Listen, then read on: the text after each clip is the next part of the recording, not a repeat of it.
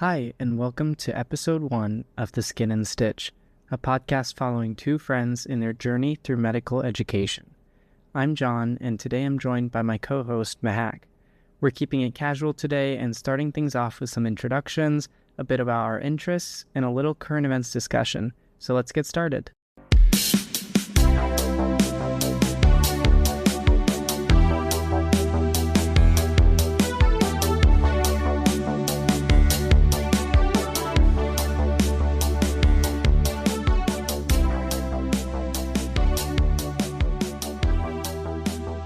So this is the inaugural episode of our new podcast, which is tentatively called The Skin and Stitch, and it will probably stay like that. But my name is John Winton.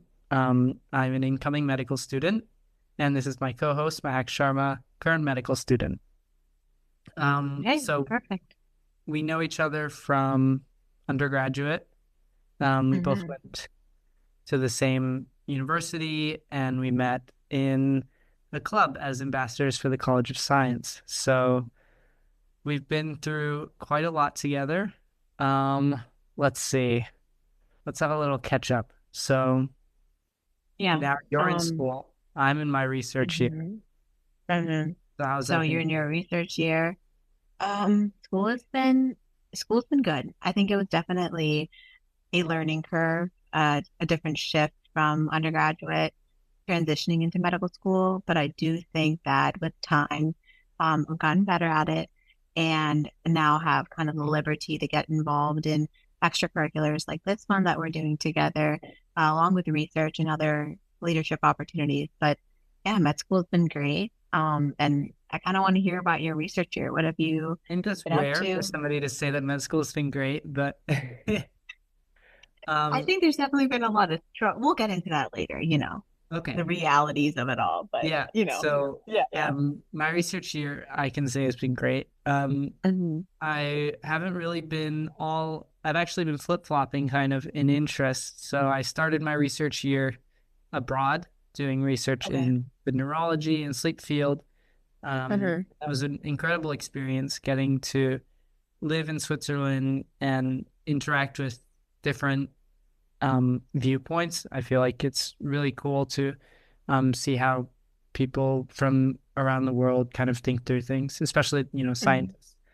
Now I've been completely on another side in San Francisco doing research in the realm of plastic and reconstructive surgery. So, very different from the electrodes and stuff in neurology, but that's also been really interesting. And I think I've gravitated towards, the operating room and procedures. So that's definitely something that I'm going to keep an eye on as I am into medical school.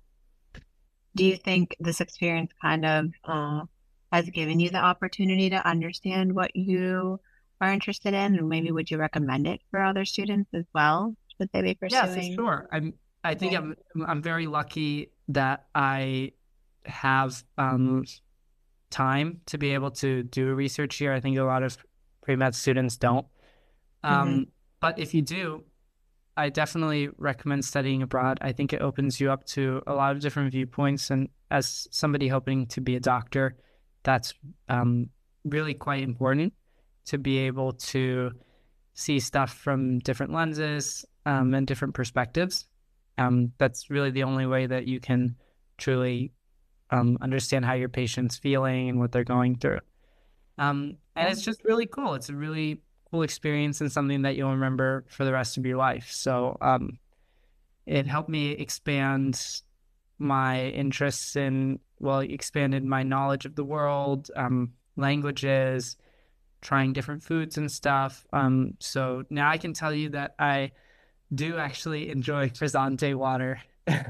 Wow, that is a large shift from our previous study abroad experience in Italy. Yeah, so for people who didn't know, we went, well, nobody knows, but nobody knows. went to Italy together as part of a class that blended history, art, and medicine in undergrad.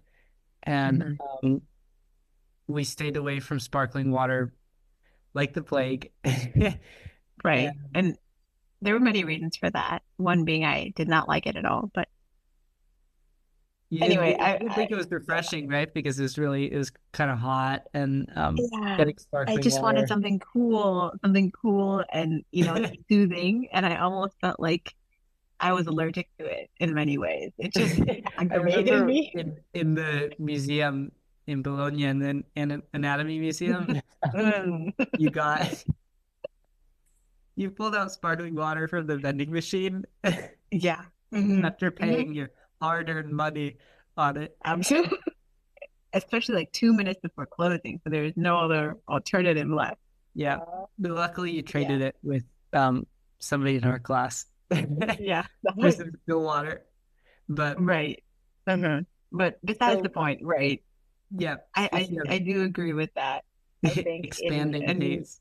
expanding phase, but it's really connecting that to now as somebody who's in med school. We have a population health course where we kind of have to learn about different communities, learn about different factors of socioeconomic status and things like that that kind of basically determine the type of treatment that a person can receive, that they can afford, that they're going to be kind of receptive to. And so having that understanding of like different cultures and different viewpoints and perspectives before coming into medical school, I think is a privilege, but I do think it's very valuable. And has significantly helped me navigate the course and the expectations that the course and the professors have of us. So yeah, I think it's great. Yeah. I think um I'll be going to medical school in a city. And so Hmm. there's definitely a wide range of people who will be coming, and I'm going across the country, and you're obviously Hmm. not a 5 minute walk from home either. Right, right. So it's really cool to be able to get to have your different parts of your education kind of be in different parts of the US because I mean that's where we'll be practicing eventually, right? So I Right, went right. to undergrad in kind of a rural town, but still pretty Hmm. busy, mostly due to the university size. And then Hmm. coming back here and doing research in a city and then going to med school in a city and then who knows about residency. But Right, right. definitely looking forward to tons of new experiences. Yeah, absolutely. Um, I think with that, Okay. maybe we can. Oh, sorry, go ahead.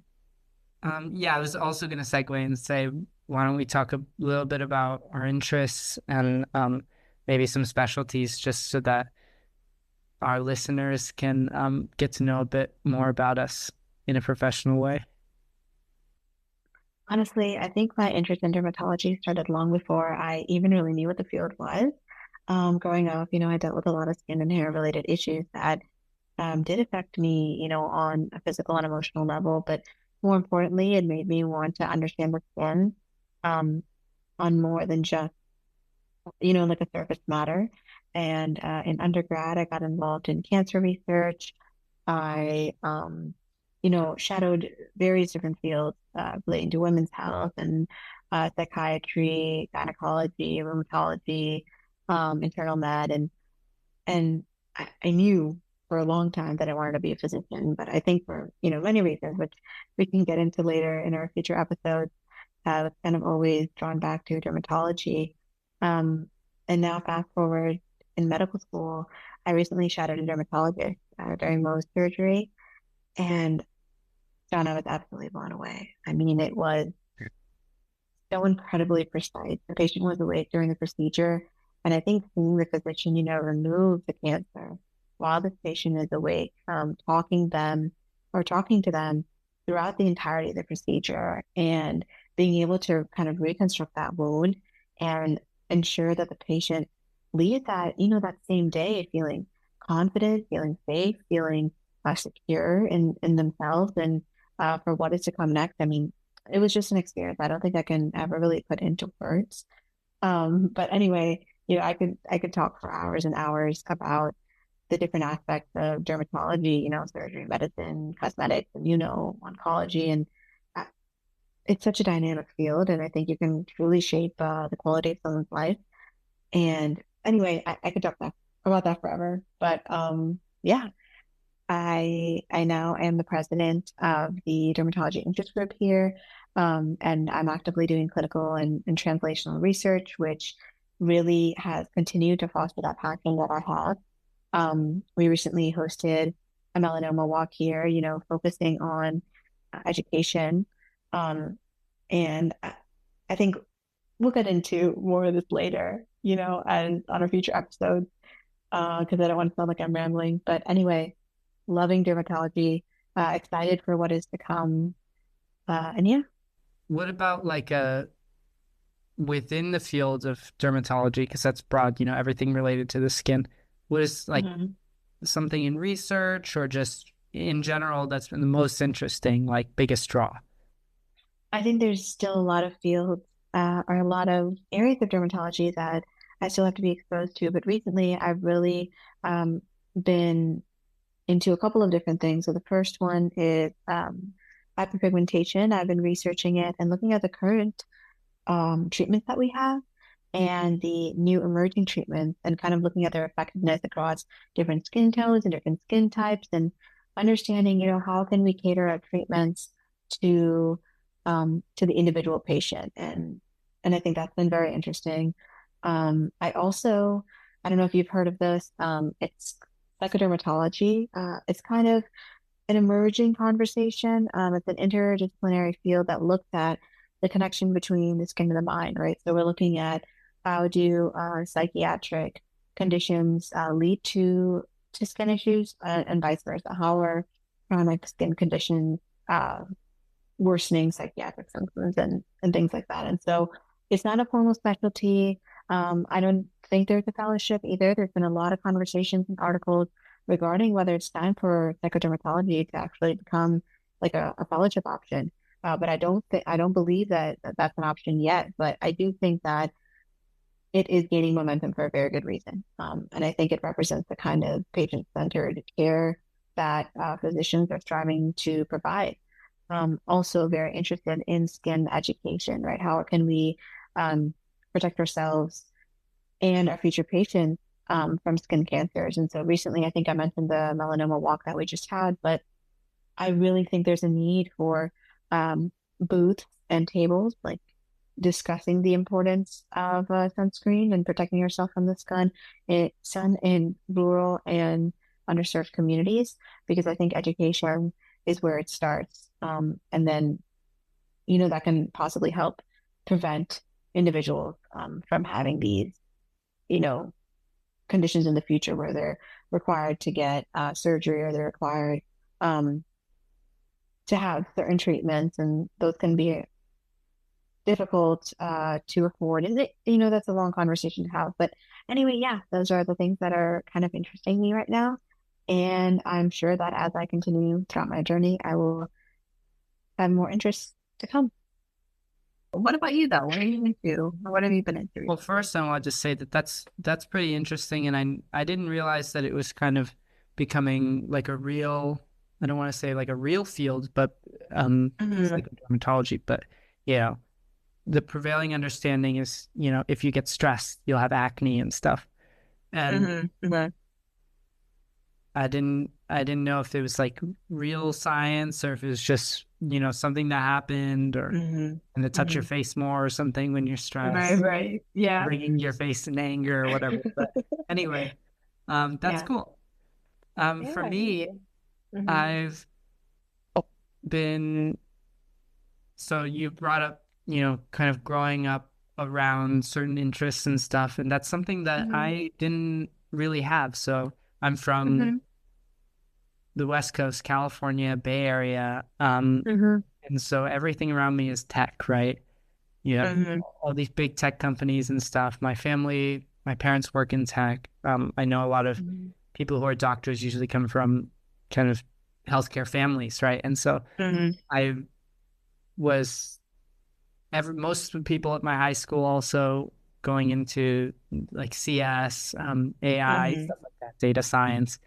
But for some Mhm. reason, it wasn't really interesting to me. I couldn't see myself sitting at a desk all day, typing away kind of by myself Yeah, and, yeah. and just writing code. I mean, this is I'm probably misunderstanding the field of CS, in a big way. Right. to me, that's Yeah. what it seemed like. And so I was like, Mhm. I'm not really sure if I want to follow in the path of my parents. So Mhm. I really liked biology in high Mhm. school. Um, Big dissection actually, so maybe a foreshadowing for, Mhm. but that was really cool. I shadowed a primary care physician who's still one of my biggest inspirations and mentors, a family friend who goes to my church. Mhm. And I was thinking, oh, I really enjoy primary care and I enjoy, especially, I was volunteering at a public clinic. So I kind of enjoy working Mhm. with, you know, people, just regular people in Mhm. San Francisco, especially those who like really need it. Everybody Mhm. comes with their own stories and their own problems, and it just seems so much more interesting and gratifying. Mhm. Um, but then, I also dealt with my own skin issues and stuff and acne and growing up. And so I had a Mhm. dermatologist and I would speak to her and she was really, really cool too. And so I was thinking, oh, maybe I could do dermatology. And then, Yeah. in undergrad, I did some research in sleep and I thought, oh, neurology. And now I'm doing something related to surgery. And I think I don't want to say finally landed, but my focus right now, out of everything that I've experienced, I enjoy the operating room. I enjoy seeing Mhm. procedures. There's a Mhm. very gratifying sense of having helped somebody when you can physically see the change that Absolutely. you've made, and Mhm. and it's very instant. I don't want to say that I'm impatient, but Mhm. it's something that you can see right away that you've done. Um, Mhm. and but I am still open to tons and tons of stuff, but I've really been enjoying my time shadowing cases in the operating room, Mhm. especially coming from a very artistic background, a field Mhm. like plastic surgery, which is, it's contrary to popular belief, it's not named plastic because of plastic implants, but it's named Mhm. plastic because we can move stuff around and manipulate the body, right? So, Right. um, Right. it's so cool to hear stories and see, making a finger from a toe or Mhm. creating a breast for a breast cancer patient using skin Mhm. from and tissue from the abdomen. And so within plastic surgery, that's something that I've been seeing a lot because the people I do research with right now focus on lymphedema or swelling in the lymphatic system, and that's really closely related in America to breast cancer. And so seeing Yeah. breast reconstruction and stuff, it's very different from the Hollywood portrayal of plastic surgery, where you think of, Mhm. creating the perfect body for somebody who, would appreciate it visually, but it's not really adding anything in terms of improving their health. Um, Mhm. and then you see, these breast cancer patients they get a full mastectomy, get their whole breast taken out, and Mhm. getting to see their relief. And it's almost like restoring part of somebody's identity um, when you do these reconstructive surgeries. Mhm. So I do view it as very different from what I had originally thought plastic surgery was about. So yeah, that's been really cool, and that's what I'm interested in for now. Stuff could change, but I really think I'm gravitating towards the operating room. I Yeah. still want to probably do something within the realm of public health, although a small Mhm. neighborhood clinic like the one I shadowed in is likely not compatible with Right. an advanced field like reconstructive surgery. But Mhm. I'm researching with UCSF right now. Hopefully, I can say Mhm. that. And they work a lot with the general population in San Francisco. It's just the same population Mhm. that I was working Mhm. with so many years ago when I shadowed. So I think that would be really cool. Yeah, I think when people think of dermatology, they kind of often picture like a really glamorous side, cosmetic procedures and lasers and skincare. And I think while those aspects are very real and they're very exciting, they barely scratch the surface of what the field is truly about. I think at its core, dermatology is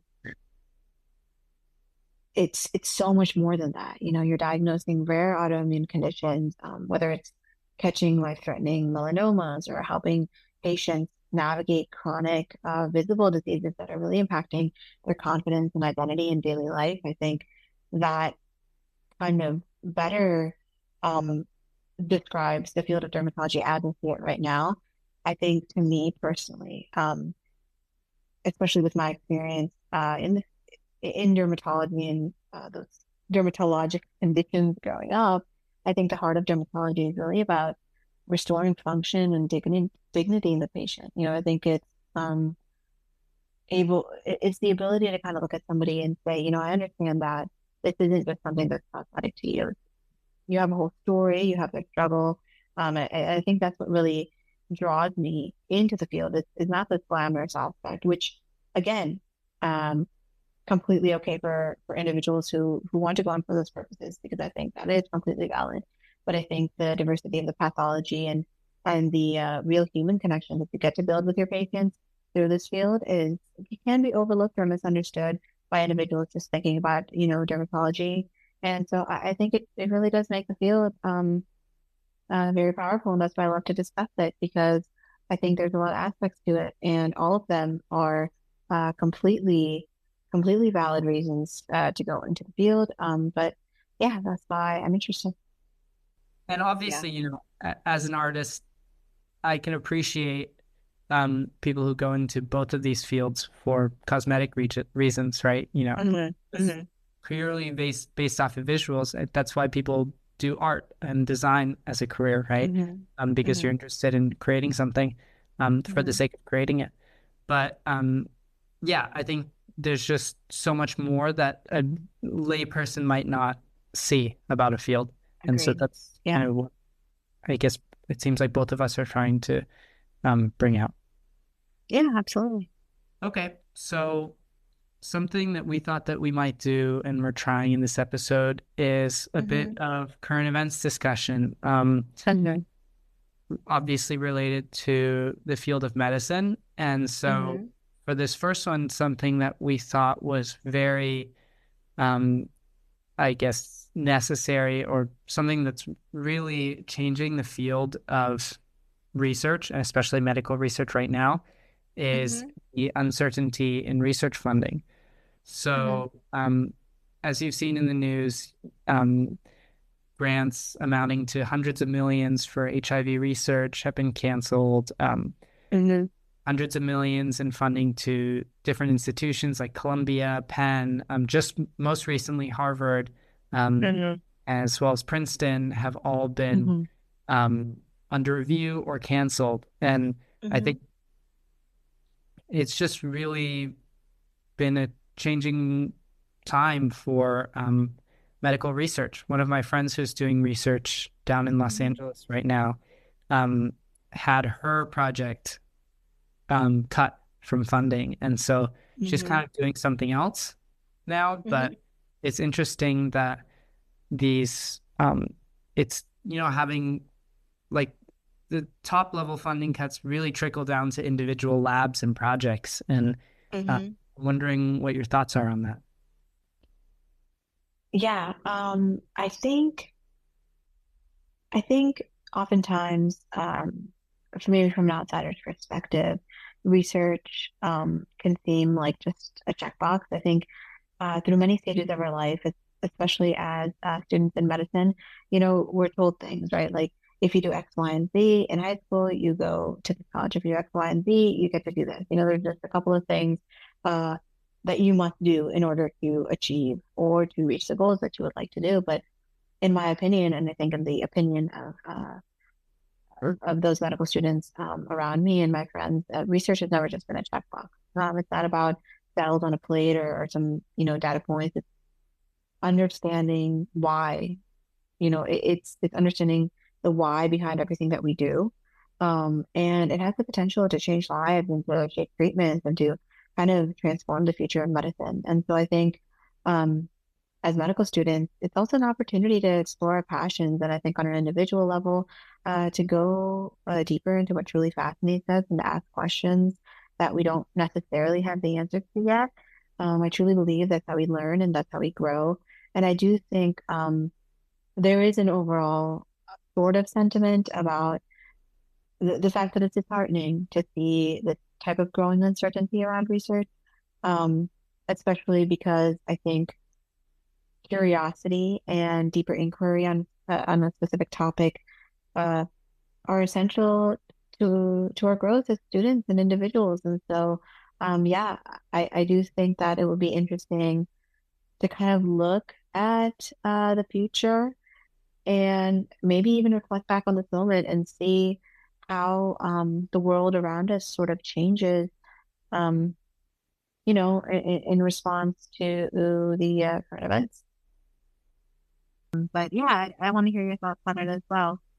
Yeah, I definitely agree, and stressing what you said about the breakthroughs, like, chemotherapy and stuff, HIV research. This stuff is from institutions, and it's done by PhD students, med students, attending physicians.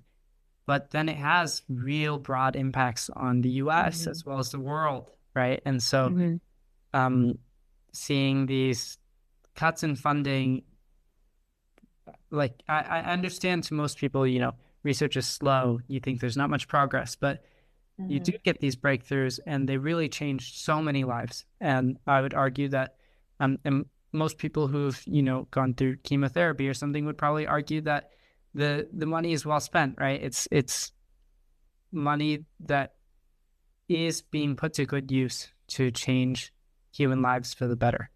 And I really don't think that it's a political issue because it's just related to science, regardless of the reason, research funding is put to good use and it's used to advance scientific discovery, right? Medical advancement. And so that's something that should be protected. And so I think it's just it's evolving day by day, and so we'll see what happens. But yeah, absolutely. Yeah, I'm glad you brought that up and kind of the fact that we're distinguishing this as more of a matter of what is going on right now and how is it affecting our lives, regardless of the reason behind it. And I think that's it's a scientific issue, right? Yeah, it's a scientific issue. How is everyone navigating this topic, and how is it affecting, their daily lives? And so I think it'll be interesting for us to discuss this and continue to interpret how we will see the evolution of science and medicine and how it will impact things like clinical trials and all sorts of things to come in the future. Right. Yeah. Yeah. So that is our current news for today. It's not really a breakthrough or anything, and it might not be something super interesting, but I think it has big effects. Sorry, I don't know if you could hear that. That's my dog. But no, I cannot. Oh, I guess the last thing that we could go over is just our plans for this podcast for the future. So this is episode 1. We are both busy, especially you in medical school right now. So I'm not sure how often the episodes will be, but you can expect to see one or both of us on a semi-regular basis in the future. I love that. Yeah. Yeah, I think we're hoping to keep this pretty informal and more of a conversation type, hoping to bring in people for interviews, but also just catch up, the two of us, discuss current events. And yeah, that's should mostly be our plan, but everything's subject to change.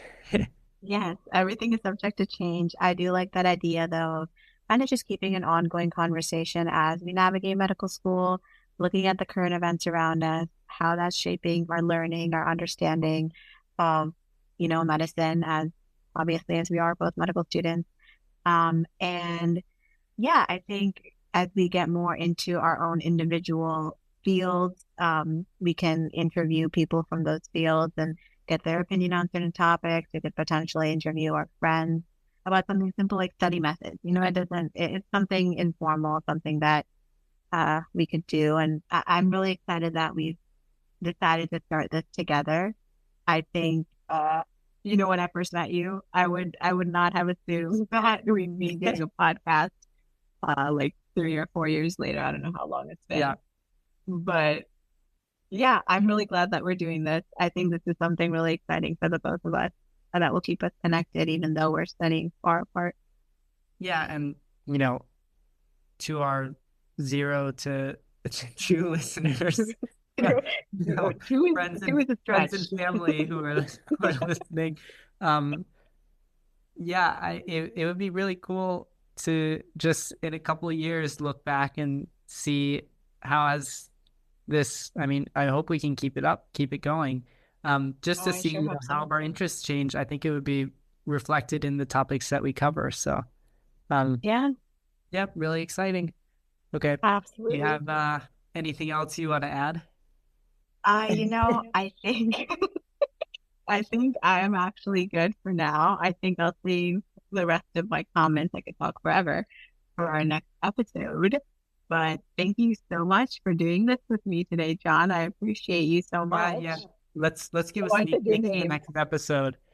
Oh, okay. What's the I'm kidding. We have nothing planned, but maybe our watchers can request something. Yeah. Send us a text. No, I'm kidding. We have nothing set up, but excited to see this grow. So, all right. Thanks for listening. Okay. Alrighty. Talk to you later. All right. We need a closing line. We need to close the line. Okay. What's the closing line? The closing line needs to be something we, like you say happy.